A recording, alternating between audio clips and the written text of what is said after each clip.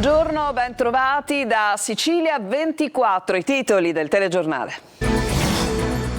Lite a coltellate a Santa Croce Camerina nel Ragusano tra giovani di origini tunisine. È morto un 21enne, 2 feriti. Il comune ha sospeso le manifestazioni di ieri per la festa in onore di Santa Rosalia. In una Italia a 2 velocità gli stipendi più bassi sono in Sicilia, con una paga media lorda giornaliera di 73 euro contro i 101 al nord. Il nuovo studio della CGIA di Mestre è impietoso. La crisi idrica ad Agrigento, cittadini disperati, nuova protesta davanti al comune, si aggrava la situazione nell'Ennese per il razionamento del prelievo di acqua dalla diga Ancipa. La regione prevede un contributo straordinario per gli agricoltori. Un viaggio sul treno storico per visitare borghi, parchi archeologici e luoghi d'arte in Sicilia. Da settembre a dicembre, per il 6º anno, la regione ripropone l'iniziativa. Futura, Donne per Lucio, al Teatro Antico di Taormina, il viaggio musicale tra i brani capolavoro di Lucio Dalla, con un cast tutto al femminile al centro della scena, la straordinaria voce di Lidia Schillaci. Il calcio, sabato di successi per le siciliane di Serie C. Il Catania domina in casa della Juve Next Generation. Anastasio Inglese e Quaini in rete per il 3-1 finale. Il Trapani si impone a Crotone. Il presidente Antonini conferma Aronica in panchina. I giallorossi ne fanno 4 al Taranto.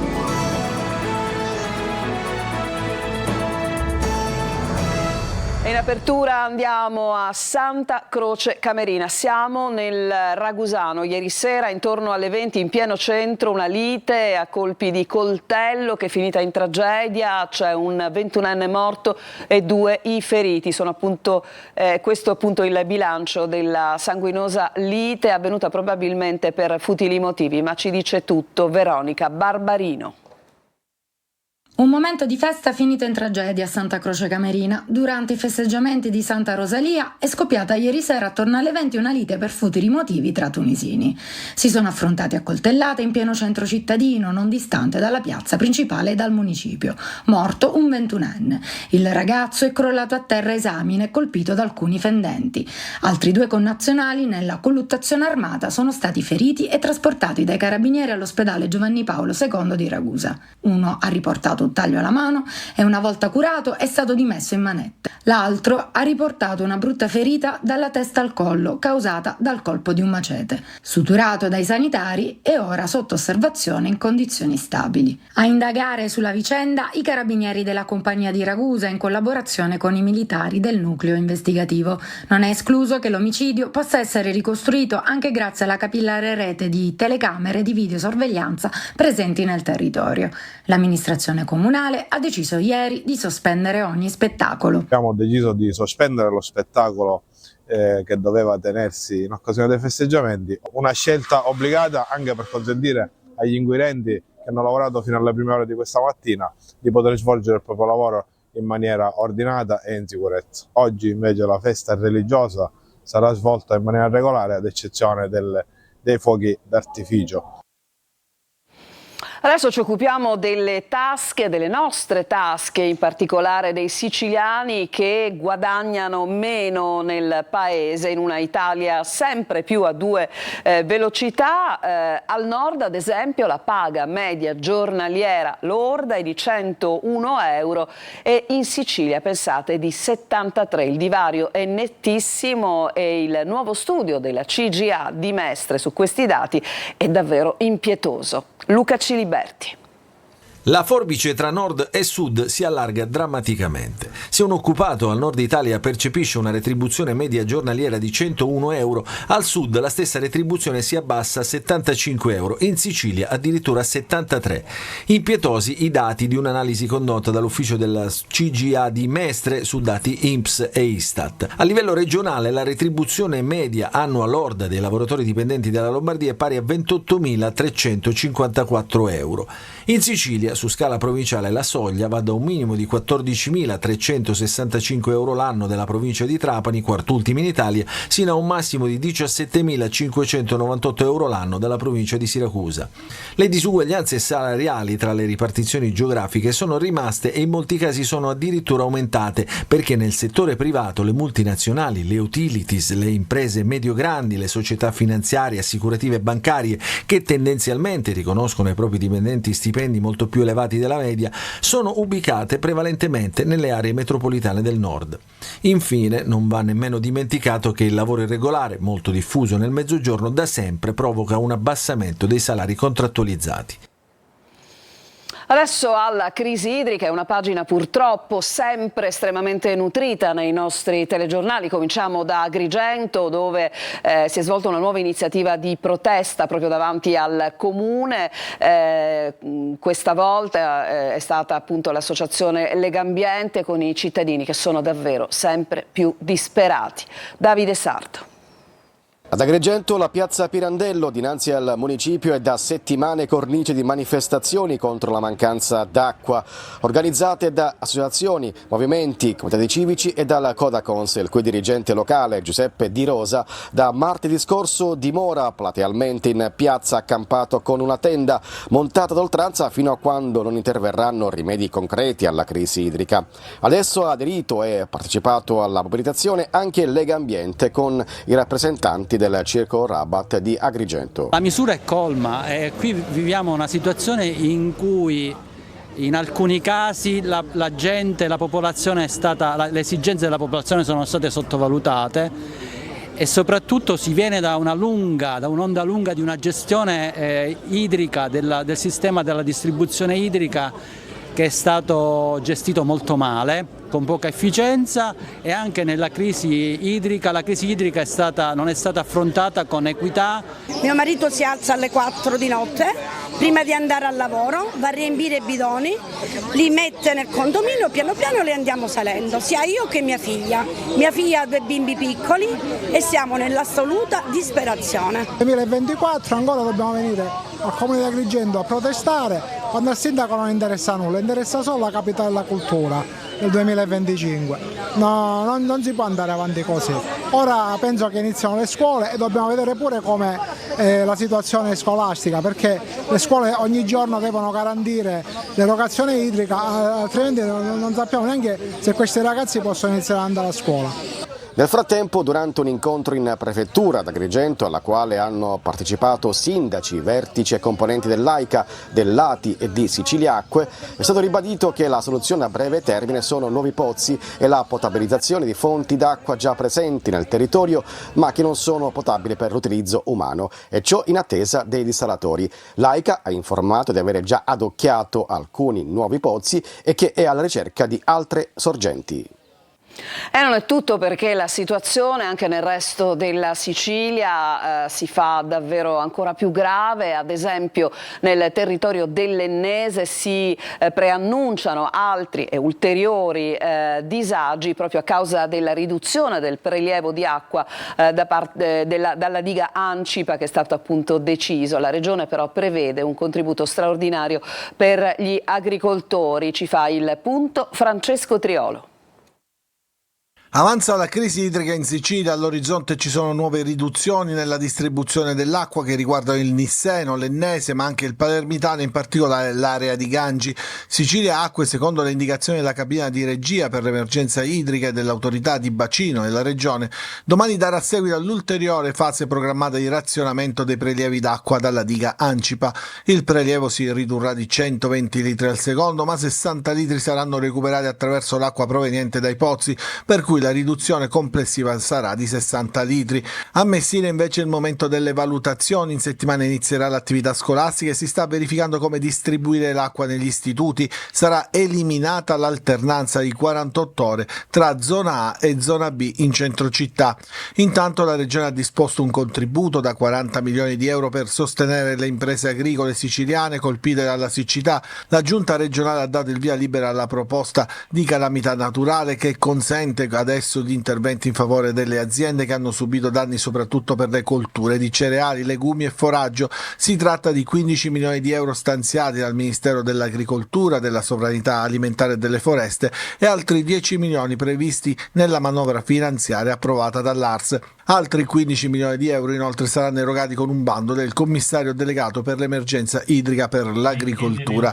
Proprio ieri a Sferro gli agricoltori della piana di Catania, disperati attraverso il comitato spontaneo del quale fanno parte 1500 produttori, avevano organizzato un momento di preghiera per chiedere la pioggia, affidandosi a Don Salvatore Patanè, parroco di Santa Maria dell'Alto, e a Don Alessandro Ronsisvalle, che ha celebrato la funzione.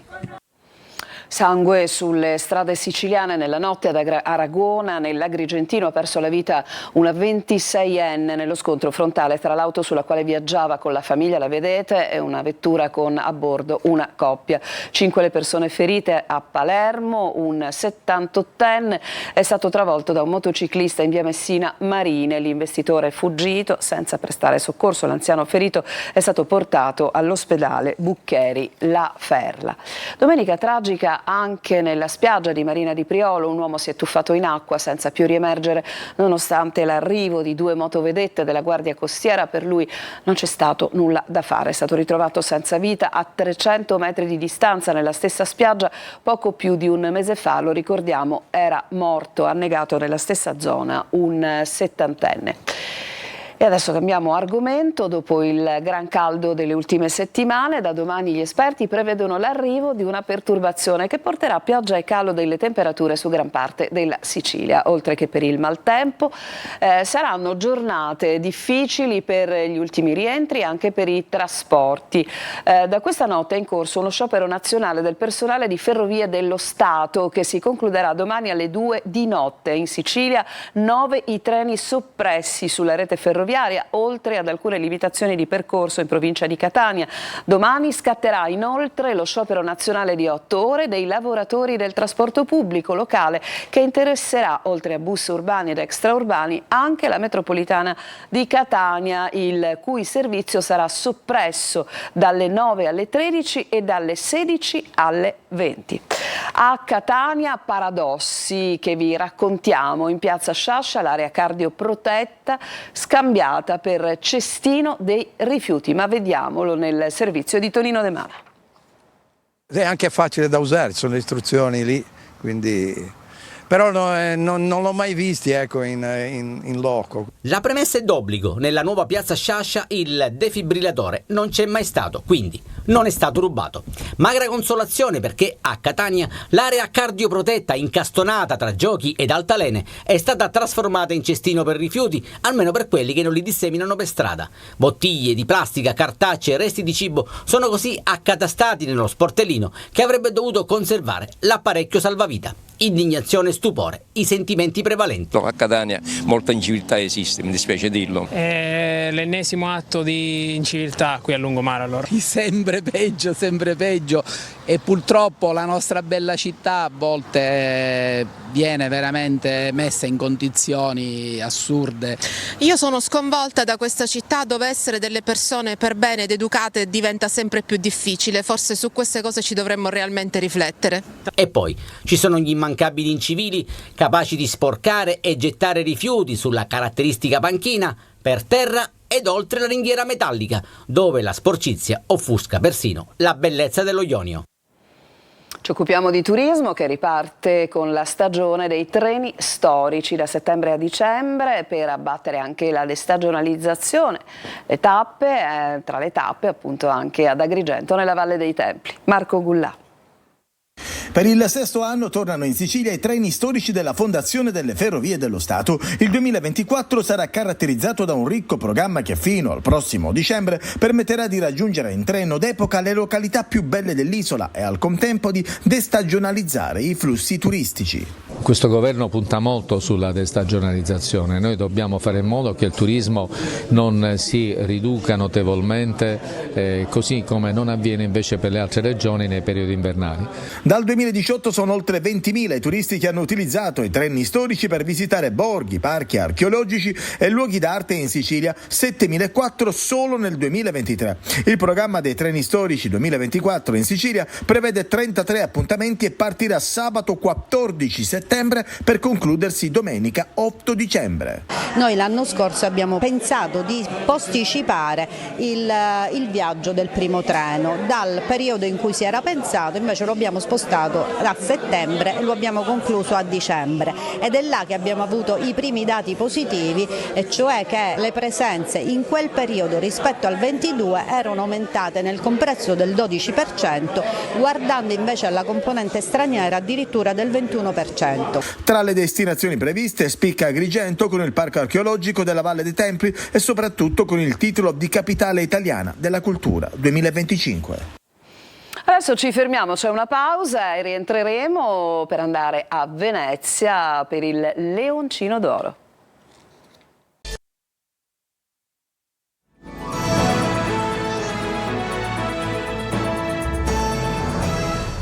Siamo tornati in studio a Venezia nei giorni della Mostra Internazionale del Cinema, fra i giovani italiani della giuria per assegnare il premio Leoncino d'Oro anche una studentessa di Vittoria. Abbiamo condiviso molto, dice così. Sentiamo Giusy Lazzara. Sono 15 tutti giovani studenti italiani appassionati di cinema che hanno coronato un sogno: partecipare all'81esima Mostra Internazionale del Cinema di Venezia. C'è pure Valentina Sciortino, 20 anni, di Vittoria, fra i giurati che hanno assegnato il Leoncino d'Oro, un premio collaterale nei giorni della rassegna. Il film che abbiamo votato e che ha vinto è Avec les fleurs, che è un film francese che è adatto a nostro parere per tutte le generazioni, perché parla a larga linea dell'impotenza a volte dei genitori quando i figli decidono di prendere decisioni errate. Avvicinare i giovani al cinema, la mission fra gli altri dell'Agiscuola, dell'Accademia del Cinema Italiano, sostenuto dagli uffici regionali scolastici. Veniamo da regioni diverse e parliamo dialetti diversi, abbiamo un po' di tradizioni diverse, però ci siamo trovati tutti, siamo diventati tutti amici, abbiamo condiviso tanto. Valentina aveva scritto una recensione su un film visto a Vittoria e non si aspettava certo di poter girare per Venezia a caccia di star del cinema italiano e internazionale. In questa esperienza sono compresi degli incontri, quindi noi abbiamo incontrato registi e attori italiani che, diciamo, hanno un po' soddisfatto questo piacere di avere a che fare con persone famose. Progetti e futuro. Voglio frequentare l'università, voglio diventare una psicologa. Aspettando l'anno prossimo si pensa già a coinvolgere sempre più giovani al cinema. Adesso andiamo a Taormina. Ieri sera al Teatro Antico i capolavori di Lucio Dalla sono andati in scena, sono rivissuti grazie alla straordinaria voce di Lidia Schillaci, con il contributo di un'orchestra speciale tutta al femminile, la Woman Orchestra. Sentiamo Luca Ciliberti.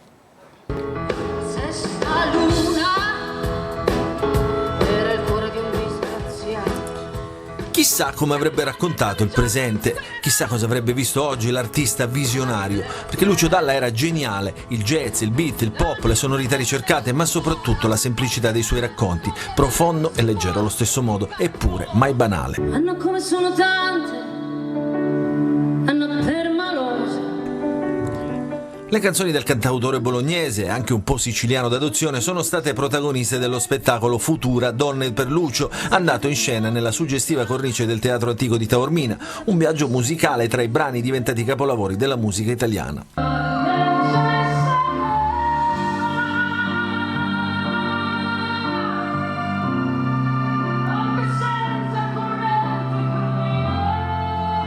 Al centro della scena la straordinaria Lidia Schillaci, cantautrice e interprete, accompagnata dalla Woman Orchestra diretta da Alessandra Pipitone, un'orchestra sinfonica interamente al femminile. stato magia, è stato incredibile poter assaporare queste parole, queste canzoni cantate qui, hanno assunto un senso diverso, ancora più bello, più magico, perché questo contesto rende tutto più magico. Il risultato è stato un recital delle sonorità innovative dove tradizione e sperimentazione si sono incontrate in un mix perfetto nel segno dell'indimenticabile Lucio.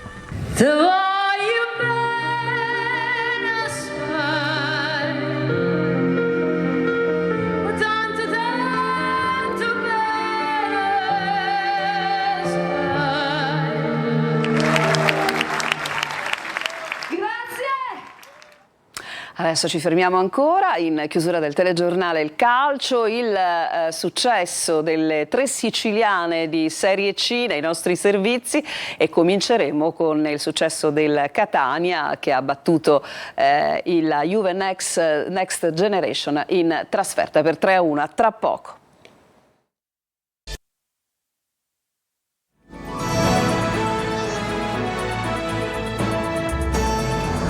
Siamo al calcio in casa della Juve Next Generation. Anastasio, Inglese e Quaini sono gli autori dei gol di una gara dominata dalla squadra di Toscano. Sentiamo Marco Carli.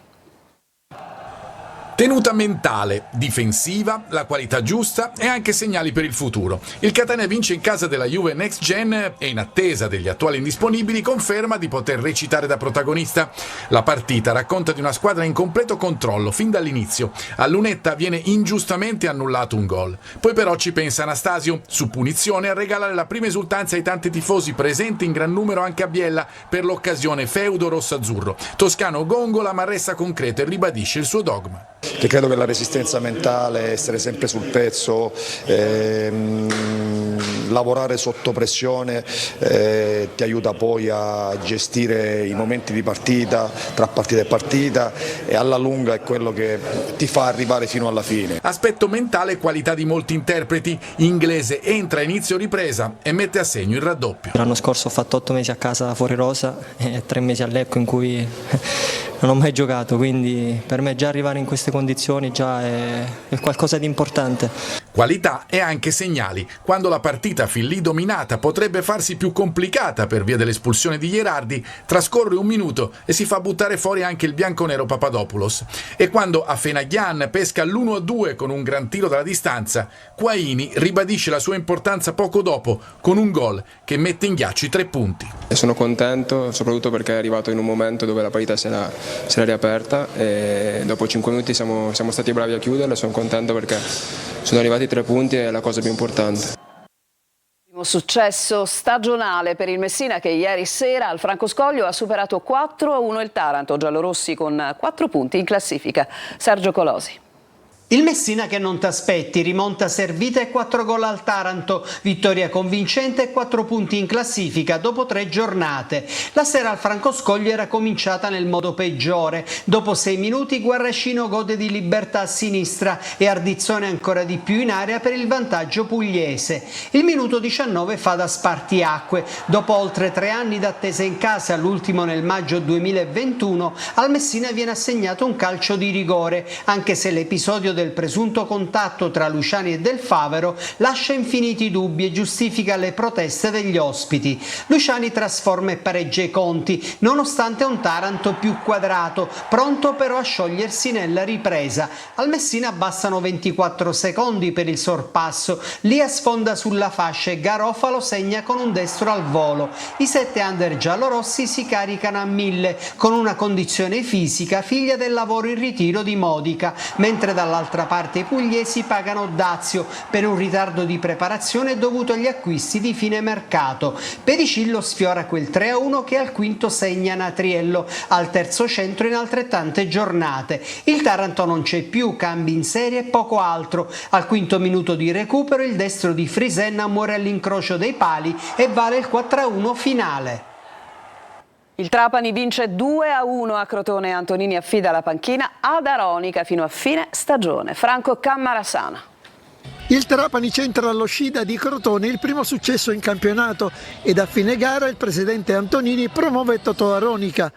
Il tecnico della Primavera Granata, che in settimana aveva sostituito Alfio Torrisi, esonerato dopo la sconfitta al provinciale ad opera del Picerno, stamani firmerà un contratto da allenatore della prima squadra fino a fine stagione. La decisione di Antonini ieri sera, pochi minuti dopo il successo per 2-1 sul Crotone, al termine di una partita complicata, col Trapani andato sotto nel punteggio già al 15° ad opera di Kostadinov su azione di contropiede. Granata comunque che non si deprimono, reagiscono bene al 33°, acciuffano il pareggio con Zuppel sugli sviluppi di un calcio piazzato. Trapani, che prende coraggio, scende in campo nella ripresa più determinato e al 63° con Canutè mette a segno il gol vittoria. Stringe poi i denti e ritrova punti e probabilmente quella serenità su cui costruire la propria identità di squadra. Non ci sono altri aggiornamenti, dunque Sicilia 24 finisce qui. Grazie per averci seguito, a tutti una buona domenica, prossimo appuntamento con l'informazione su Telecolor alle ore 19.